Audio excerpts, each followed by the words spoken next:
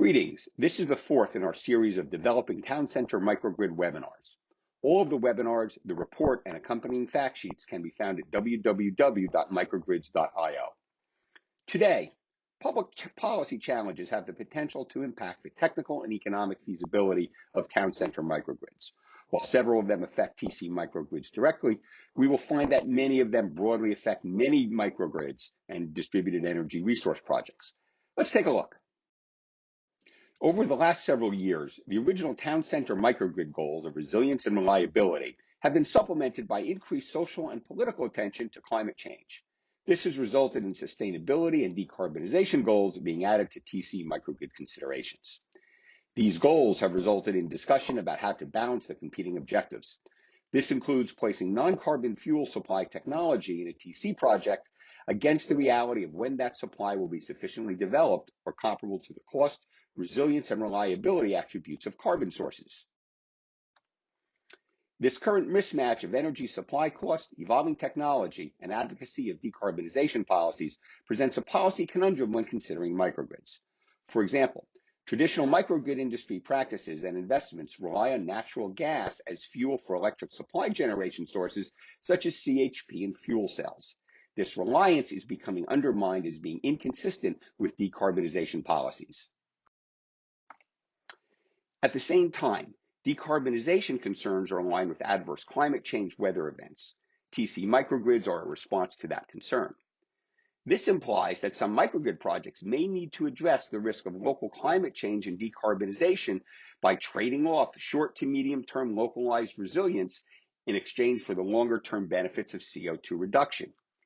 In other words, a cause of the adverse weather conditions, natural gas-generated greenhouse gases in the atmosphere, is harnessed to address the outcome of those same adverse weather events that can knock out the local EDC grid. If a carbon source is used as microgrid fuel over the short to medium term, it is hoped that the cost of non-carbon supply will come down enough to supplant gas. At present, our study shows that if carbon-based fuel supply is excluded from a TC microgrid, that project may be financially unsound. And that adds to the financial risks we discussed in the last webinar. Does this circumstance warrant a trade-off of more stable, longer-term resilience in exchange for a smaller amount of carbon reduction? Policymakers, regulators, and local officials need to engage in serious, multifaceted discussions on how to address the question. This also emphasizes the need for what we discussed earlier: due diligence, careful analysis, and understanding of proposals that are essential for decision makers.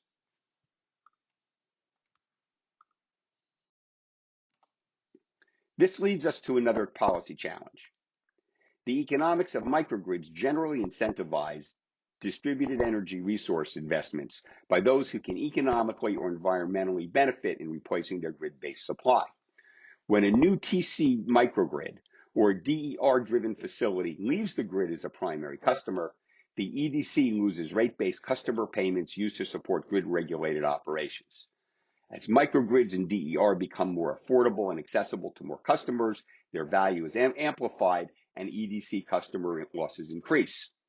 Because these microgrids can lower a facility owner's costs, we now have a growing market of investors that see reliable, if not lucrative, TC and other microgrid investment opportunities. That said, it is important to highlight that in some circumstances, DER departures can reduce grid congestion and supply issues to the benefit of the EDC. Microgrid-based DER can, under controlled circumstances, support the grid by providing added capacity and ancillary services such as voltage support. On the other hand, managing multiple sources of DER when a usually off-grid microgrid requires grid supply presents technical challenges to EDC grid operators. When these actions move beyond their control, EDCs may not be able to respond with competitive tariff-based solutions. Ultimately, the loss of former customers, now DER users, revenue affects EDC profitability and returns to their investors.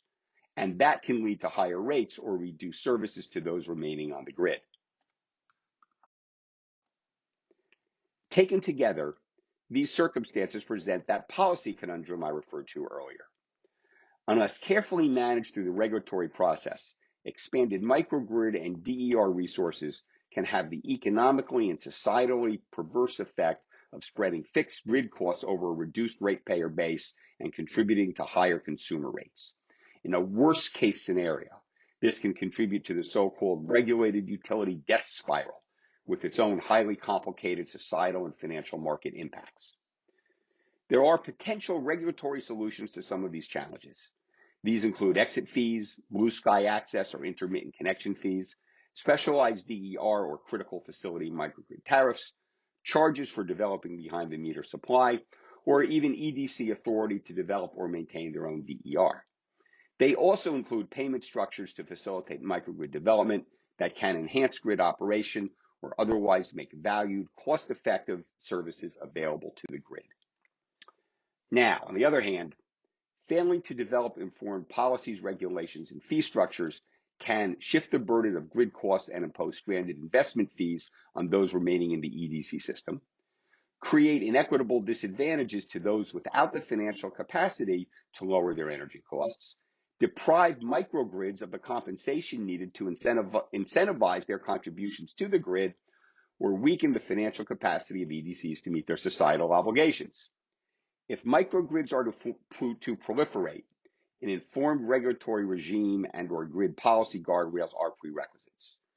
Grids must also be able to develop the managerial, financial, and technological capacity to address these risks. At present, these challenges have few, if any, ready responses. After all, the industry is in the middle of a disruption. The next step, already started in some states, like California, Hawaii, and New Jersey, should be deeper research and pilot programs that consider how these issues are addressed.